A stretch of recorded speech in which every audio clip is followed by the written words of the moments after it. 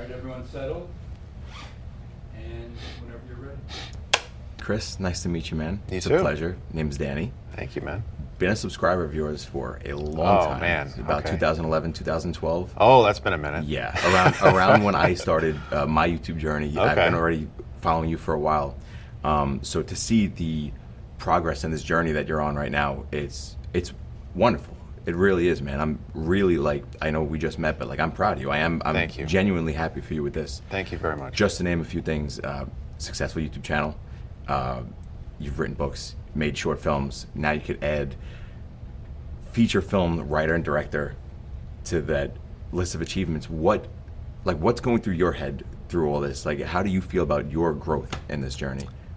Terror. Yeah, I can imagine. No, it's been really inspiring because I've had a lot of people like that have said things like that. That's just been made me feel very good because I think my brain is wired to have imposter syndrome. I pretty much am always sort of convincing myself to do something. Like I have a lot of walls in my brain that are built up that are telling me not to do something, and I'm constantly having to try to break through those walls and those barriers and say, you know, you can try, it's okay. Like a lot of other people have tried this too. You're not the first person to try this, but it is tough when you are kind of wired that way.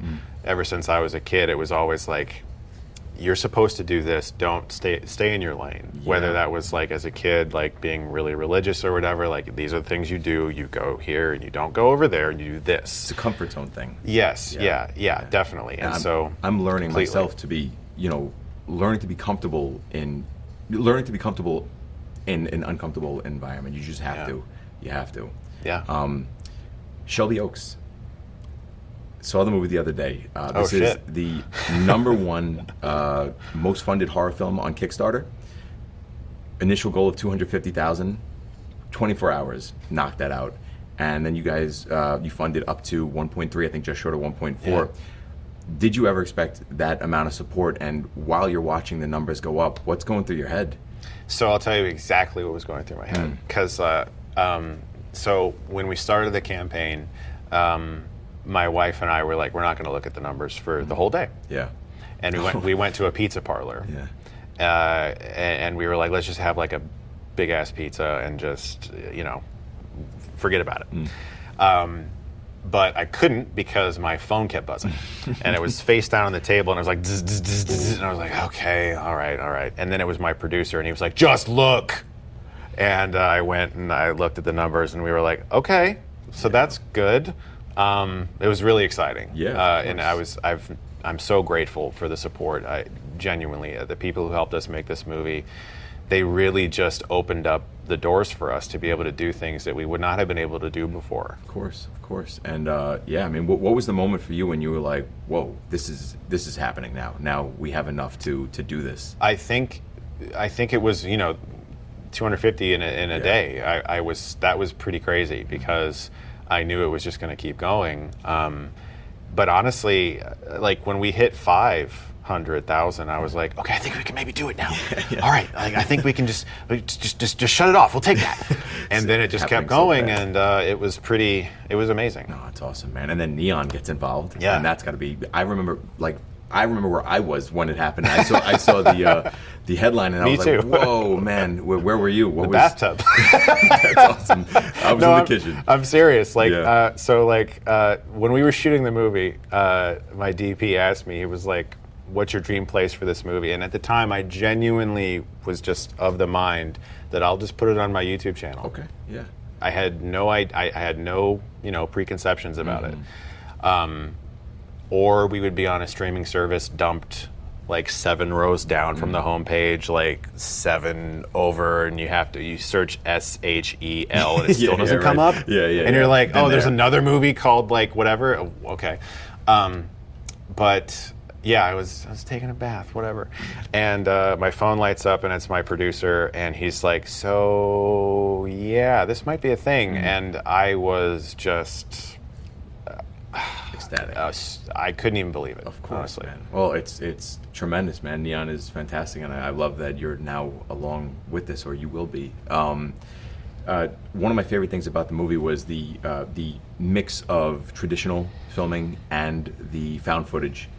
What made you choose to combine the two for this? It works well with the story, but what was the choice? Thank you. Yeah, it came as a result of watching so much found footage and so many different horror mockumentaries. And I love that subgenre. Lake Mungo's amazing. Noroi is incredible, a Japanese film. If you haven't seen it, I haven't. It's so good. Watch it. It's so good. Well. And I was kind of thinking, like, okay, like, we all know this is fictional. We know that, like, this approach for some of those movies, we know this is fictional. The filmmakers know it's fictional. So why can't we play around with it? Of course. Like, why can't we just, what if sometimes the characters don't know the cameras are there? But also sometimes they do know the cameras are there. And that gave me a sort of, I won't say free reign, but it did open up my brain to be like, okay, I can take some risks with this and to the structure and the way it's told, which gave me more opportunities to tell different stories. I like that. Another thing that I'm really a big fan of, I've always been fascinated, of course, without giving anything away, of like abandoned locations.